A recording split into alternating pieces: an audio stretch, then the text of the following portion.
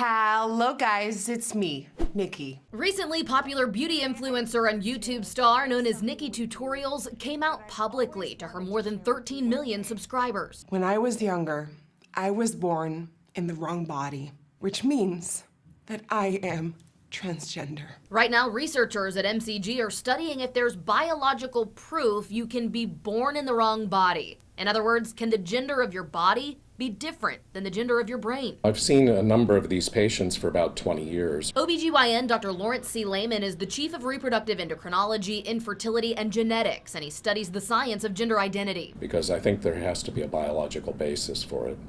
And why do you say that? Why do you think that there must be a biological basis for it? It just seems that people wouldn't choose to do that, and many of these people know at a very young age they're the opposite sex of what their gender is. Dr. Graham Tyson says they based their study on research in animals that shows there's a critical period for brain development related to exposure to estrogen or testosterone that impacts gender expression. That's the time where the brain is able to be masculinized or feminized.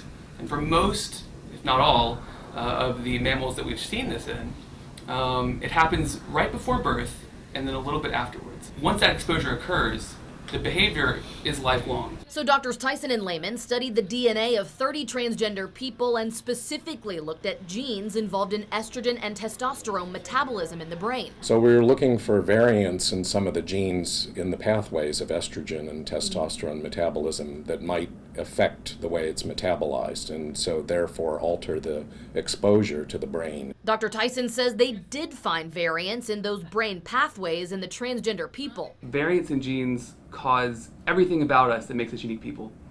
And so something like blue eyes versus brown eyes, how tall you are. So we see gender identity in that way. And we think that gender is as diverse as any other trait that we have. The results of this study show some of the first biological evidence of the mental versus physical struggle transgender people say they experience. We found variants that could go along with that, but it's not totally confirmed whether that is a cause and effect. So you really have to have bigger numbers. So they plan to continue studying the topic to understand more. For the majority of people, who we are, the gender that we feel ourselves to be, matches what we see on the outside.